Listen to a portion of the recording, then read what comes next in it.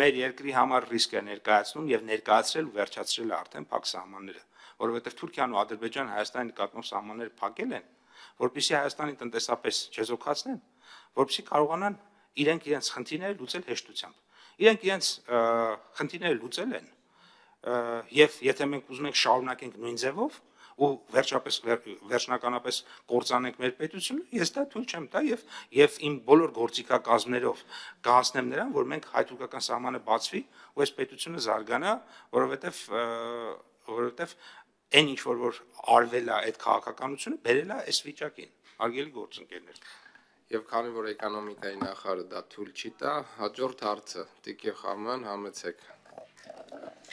Պարոն Պապյան, ես նախ շատ ուրախ եմ, որ դուք ձեր բառապաշարը փոխել եք կամ գոնե որոշում եք կայացրել ձեր բառապաշարը փոխելու եւ այլևս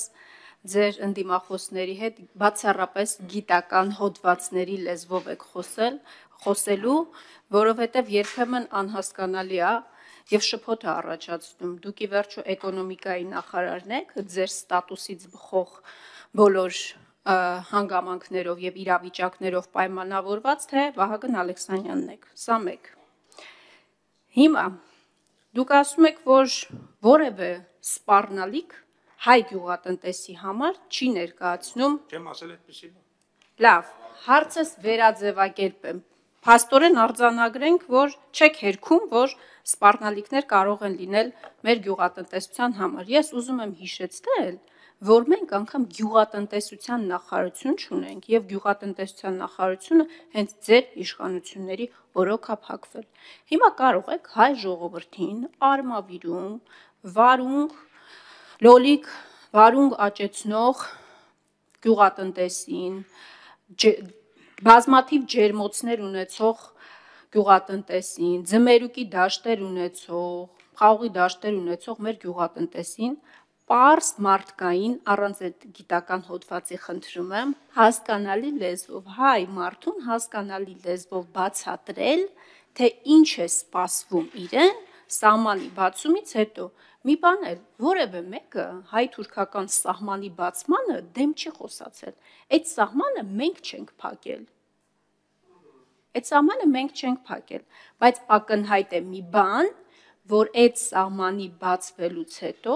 մեր գյուղատնտեսությունը առանձնել ծանր վիճակում հայտնված գյուղատնտեսությունը վերջանալու է։ Շնորհակալ եմ։ Ես մի հատ հավելում անեմ նոր էլի պարոն Պապյան։ Ուրեմն Տիկին Խաման, նախ շատ լավ է դուք եք ձեր ռետորաբանությունը փաստորեն փոխել, ընդունում եք, որ սահմանի բացումը պետք է մեզ, ես ողջունում եմ դա։ Այո, նաև ձեր խմբակցությունից շատ հաճախ անպագորգոր ելույթներ են։ Լեսի մի հատ բան ասեմ հետո էլ։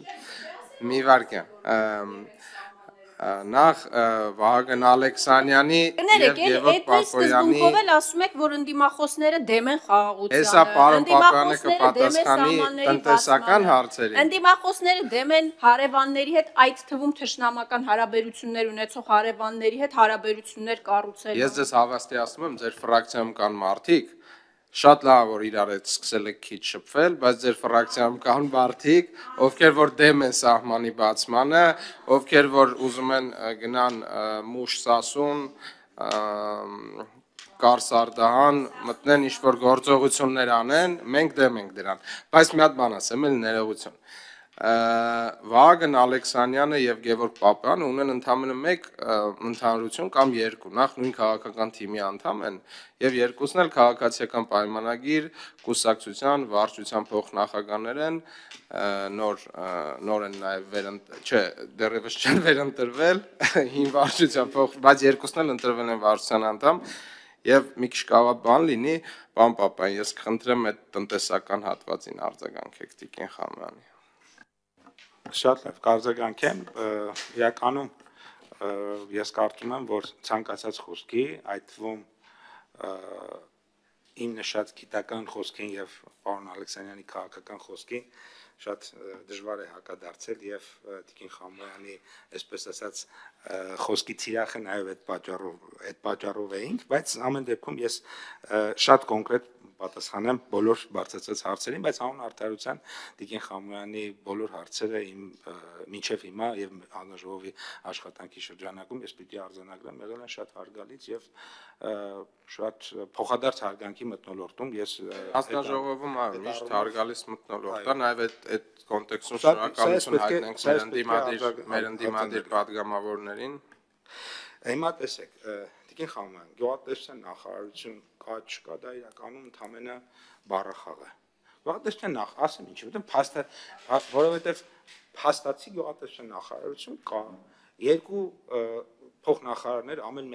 մեկը բուսաբուծության ուղղությամբ, մյուսը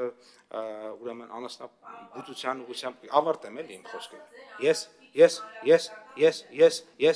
ավարտեմ խոսափողով էլի անասնաբուծության ուղղությամբ այդ ամեն ինչը կա եւ ուղղակի եթե գյուղատնտեսության նախարարի լինելը կամ լինել չլինելը դա որևէ բան ոչ ուրեմն փոխելու էր, ես դες վստահեցնում եմ այն ծրագրերը ինչ որ կա մեր կառավարության ծրագրում եւ ինչ որ այսօր արվում է էկոնոմիկայի նախարարության կողմից նույն ձևով, նույն ծավալով, նույն բնույթով, նույն բովանդակությամբ արվելու էին եւ ոչ մի բան, ոչ ավել, ոչ պակաս։ Սա մեկ։ Երկրորդը, այդ որ ասում եք բաները, խնդիրները մեր գյուղատնտեսության, դուք օրինակ գիտեք կարտոֆիլը օրինակ ինչքան քանի դրամով է մթերվում դաշտից։ Չգիտեք, ես դες ասեմ, ասենք 150 դրամով գնացեք օրինակ Շիրակի մարզ Ազատան գյուղ 150 դրամով կարտոֆիլ են մթերվում, այդ կասեք երբ է Հայաստանում դաշտից 150 դրամ կարտոֆիլ մթերվել։ Խաղողը գիտեք ինչ դաշտից են մթերվում։ Խաղողը գիտեք ինչքանով է մթերվում 150 դրամ։ Գնացեք տեսեք վերջի 2 տարիներից բացի Հայաստանում քանի տարի է եղել, որ խաղողի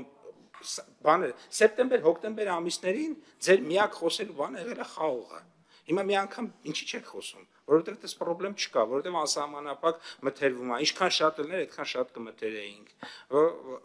Ինչ պրոբլեմն է, բանը կա մի հատ պրոբլեմ։ Լոլիկը այս տարի 6-7 հազար տոննա ավել լոլիկ ա եղել նախորդ տարվա համեմատ։ Ինչի մի հատ ասենք տենց ձայն բան չկա։ Ուզում եմ ասեմ, իրականում այդ ինչ որ դուք նկարագրում եք, բացարձակապես իրականության հետ կապ չունի, ազգային վիճակագրական ծառայության թվերը նայեք այս տարվա գյուղատնտեսության, դրանց աճի տեմպերի մասին, իրականում գնացեք մարդկանց հետ խոսեք այդ ուրեմն իրավիճակի մասին եւ կարծում եմ, որ էական ձեր մոտ կփոխվի եւ հուսով եմ, որ այդ համոզվածությամբ հարցերը հաջորդ անգամ չեք տա մի փոքր ավելի, այսպես ասած, կարգամելով, եթե ինչ-որ նպատակ ունեք, որ արձագանք հիմա սահմանը բացվելու մասին։ Հիմա սահմանը բացվելու հետ կապված, տեսեք, ես ասեցի, որ էական խնդիրներ չեն լինելու, այսինքն գիտականորեն ապացուցված է, որ խնդիրներ չեն լինելու։ Հիմա առանձին ապրանքատեսակների մասով կարող են փոքրիկ խնդիրներ լինել։ Միգուցե կամ այո կարող են լինել, այսինքն որոշ դեպքերում կարծում ենք, որ կարող է լինի, որոշ դեպքերում չվստահ ենք, որ կարող է լինի, բայց այդ բոլոր խնդիրները իրանք եւ ֆինանսական առումով եւ ծավալային առումով եւ ռեսուրսային եւ բազմաթիվ այլ հարցերով իրանք շատ կառավարելի են եւ մեր որոշումների տիրույթում են, այսինքն կարանք որոշումներ ընդունենք, որոնք որևէ քաղաքական եւ այլ խնդիր չեն առաջացնի, կարգավորենք, որոշ դեպքերում աջակցության ծրագրեր կանենք, որոնք կադապտացվեն, այսինքն եթե դու ստանում ես մի հատ մեծ բան, դրա փոխարեն կարող ես կորցնել մի հատ փոքր բան, կարող ես կորցնել, բայց ավելի լավ է մենք այդ մեծ բանը ստանանք, այդ փոքր բանը այսպես նենց հեշտ կորցնենք, որ աջակցելով, ադապտացնելով, ինչ մի քիչ փակելով, մի քիչ էսանելով, բայց մեծը ստանանք, կամ մեծի մեծ մասը ստանանք։ Սրա մասին է խոսքը։ Հետևաբար, եթե ձեր հարցը նրա մասին է, մեր քաղաքացիները կարող են մտահոգվել, ես ասում եմ, չպետք է մտահոգվեն, որովհետև մենք ունենք բավարար գործիքներ, մեխանիզմներ, ֆինանս, որ այդ հարցերը այնպես կլուծենք, որ ոչ մեկ իր վրա դա բացապար չի ուրեմն ստանա, բացապար էֆեկտ չի ունենա իր վրա։ Սա է ձեր հարցի պատասխանը, թե չէ առանձին ինչ որ մեկը դուք հիմա օրինակ մի հատ ապրանք գիտեք, որ Թուրքիայից կարա մտնի Հայաստան ու չի մտնի։ Ես չգիտեմ, միշտ էլ մտել է։ Այս տարի էլ է մտել, անցած տարի էլ է մտել, 10 տարի առաջ էլ է մտել, 20 տարի առաջ էլ է մտել։ Միշտ ընդհակառակը ինչ որ մեզ պետք է արտահանենք, այդտեղ խնդրեմ ունենք։ Այն գիտեք ինչի է, օրինակ մեր ապրանքները մեր երկրից գնացող ու մեր երկրի ապրանքները այդքան թանկ, մեր երկրից գնացող ապրանքներն այդքան թանկանում են։ Որովհետև սովորական միջակայական ծով հասնելու համար ոչ թե մի քանի 100 կիլոմետր ուղիղ գծով գնում ենք հասնում ենք Փոթի, հետո Լաստանավով, Սև ծովից հետո Մարմարա ծովից հետո Էգեյան ծովից հետո պատտվում ենք հասնում ենք միջակայական ծով։ Մինչև այդքանը անցնում այդ ապրանքի գինը ահագին թանկանում է։ Բա միջակայական ծովի օրինակ որ մեր էքսպերտի ռազմավարությունը նայեք, այնտեղ դրա մասին բավականին մանրամասն գրել ենք, որ միջակայական ծովի թուրքական նավահանգիստներին հասանելիություն, որը մենք այսօր չունենք, եւ նույնիսկ անգամ որպես այդ ծով երբ չունեցող land locked երկիր որպես չունենք այդ հնարավորությունը։ Այդ առանձին հարց է, թե ինչ պայմաններ, ինչ բաներ կա, որ առևտրի համաշխարհային կազմակերպության պայմանագիր միացել ենք, ինչ բացառություններով ենք միացել եւ այլն։ Ես չեմ ուզում հիմա այդքան հետ գնամ։ Ես ասում եմ դուք ձեր հարցի, եթե դուք ուզում եք ձեր հարցի պատասխանը լսեք, ձեր հարցի պատասխանը հետեւյալն է։ Խնդիրները այնքան օգուտները այնքան շատ են, խնդիրները այնքան քիչ, որ այդ քիչ խնդիրները հաստատ հեշտ կառավարելի եւ լուծելի են։ Կառավարությունը դրա համար է, որ ընթացիկ խնդիրները լուծի։ Պարոն Պապյան, ձեզ պարզ հարց եմ տալիս։ Դուք ունեք հաշվարկ, թե ինչ վնասներ է կրելու գյուղատնտեսությունը սահմանները բացվելուց հետո, որովհետև դուք անգամ հաշվարկ չունեք, թե ինչ օգուտներ է ստանալու Հայաստանի տնտեսությունը սահմանները բացվելուց հետո, այդ մի կտոր ճանապարհից, եթե ապաշրջափակում տեղի ունենա, ինչպես ամեն օր ավետում եք, դուք այդ բոլոր հաշվարկները չունեք։ Հիմա այս հետևությունները ինչի հիման վրա եք ինձ հետաքրքիր ան։ Ես չհասկացա, թե մթերման գները ինչ կապ ուներ սահմանը բացվելու դեպքում գյուղատնտեսության կարած վնասների հետ։ Ես իսկապես չհասկացա, որովհետև մեր շատ գյուղացիներ ոչ թե արտահանվում է իրենց ապրանքը, այդ ներքին սպառման համար է։ Այդ մարդիկ օրվա հաց են վաստակում, այդ իրանց ջերմոցներով եւ, չգիտեմ, այլ գյուղատնտեսական ծրագրեր իրականացվելով։ Հո իրանք մեծ